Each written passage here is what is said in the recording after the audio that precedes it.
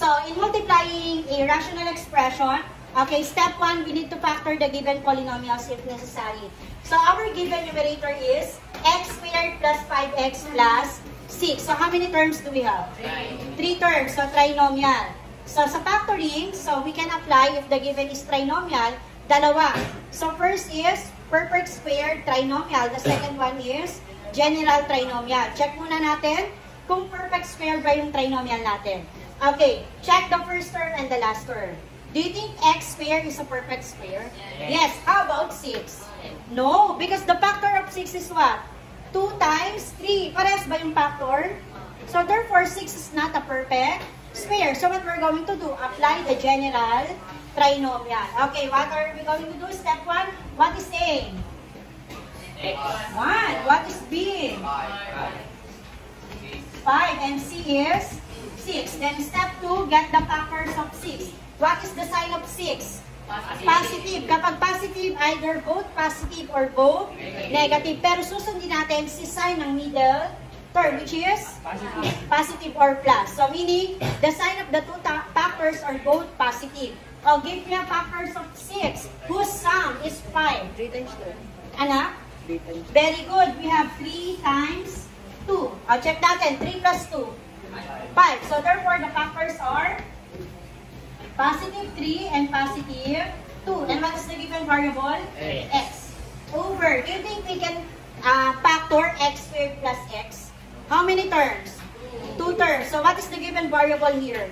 X. And this is also, meaning meron siyang common variable. Ibig sabihin, meron tayong common factor. Ano yung common variable sa kanila? X. So how to get the GCF of the variable?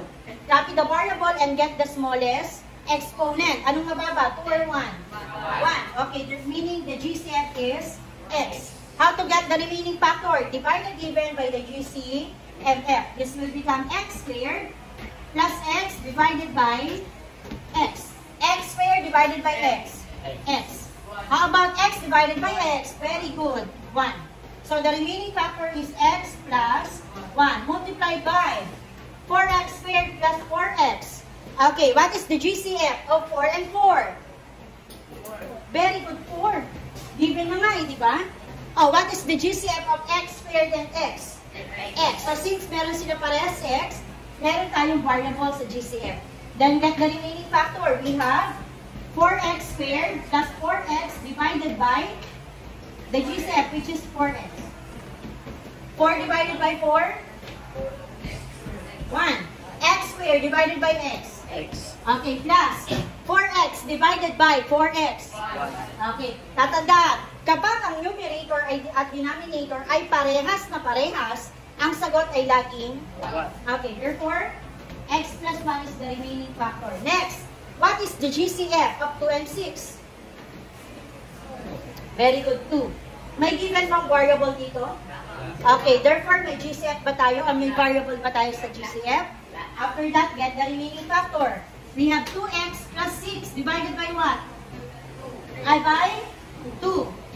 Okay, 2 divided by 2? 1. Or just simply cancel. The remaining is x. 6 divided by 2. Okay.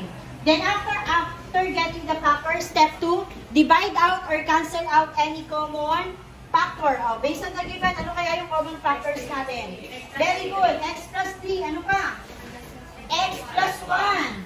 Okay, class, in multiplying a rational expression, cancellation means equal to 1 lahat yan.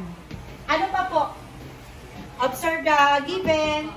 Pwede ko bang i-cancel si 4 and 2?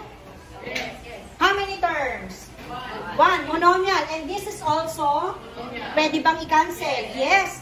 4 and 2 are both divisible by 2. So, 4 divided by 2? How about 2 divided by 2? Meron pa ba? Yes, meron pa. Sino?